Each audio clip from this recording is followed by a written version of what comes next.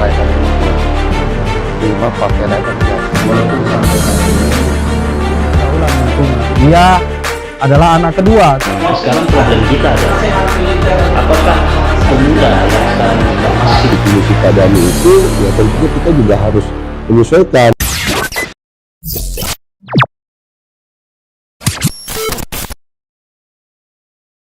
Selamat siang, sore, malam, tergantung kapan Anda menonton tayangan ini. Kembali lagi di review buku Deretan Fakta. Kali ini kita akan mereview satu buku novel yang memperoleh penghargaan sastra, yaitu Nobel, satu penghargaan tertinggi dalam karya sastra. Novel kita ini kali ini berjudul Red-Haired Woman atau Perempuan Berambut Merah, karya penulis Turki Orhan Pamuk. Orhan Pamuk lahir 1952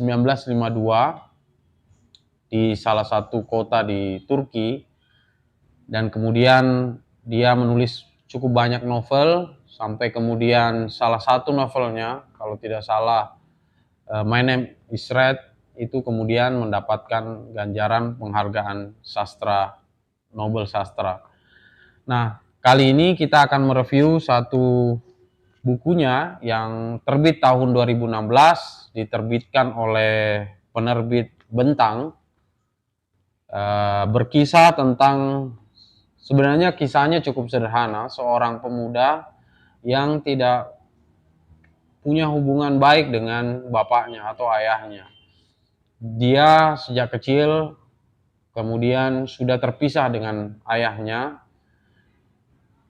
Keterpisahan ini dikarenakan karena ayah dari pemuda yang bernama Cem ini terlibat dalam aktivitas politik kiri di Turki, sehingga dia atau ayahnya ini selalu berurusan dengan kepolisian dan pemerintah tentunya.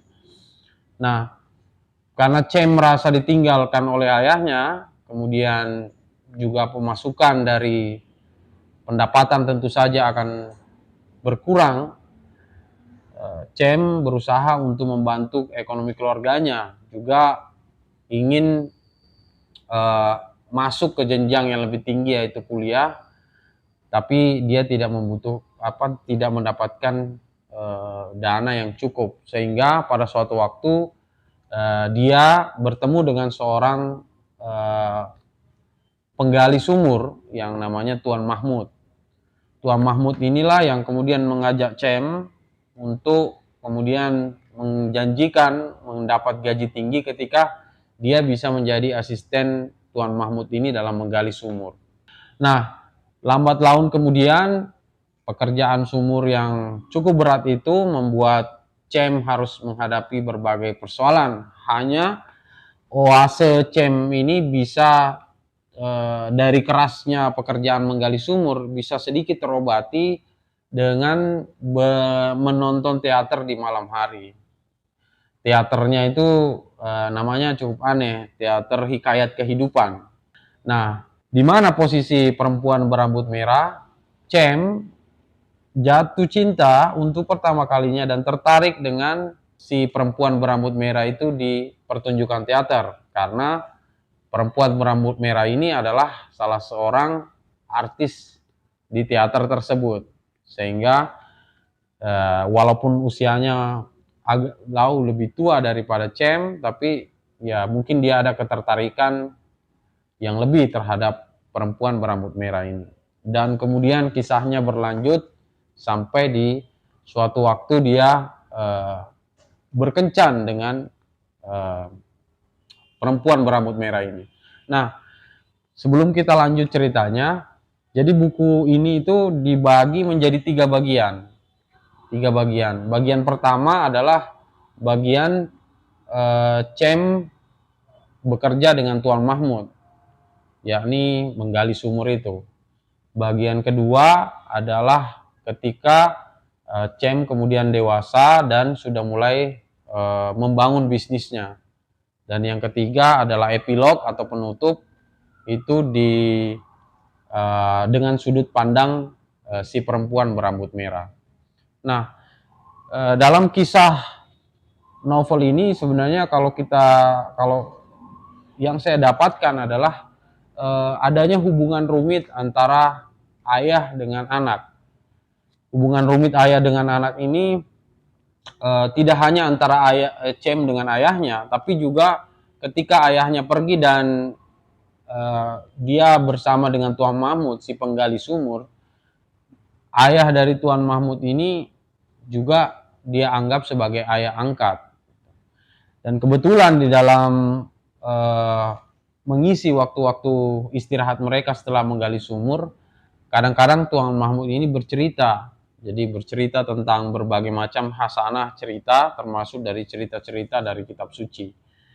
Nah, Cem juga tidak mau dikatakan bahwa tidak mempunyai cerita. Dia juga berusaha untuk menggali cerita. Nah, kebetulan dia mengingat salah satu cerita yang pernah dia baca di salah satu toko buku di kampungnya itu di Beskas, yakni cerita tentang Oedipus.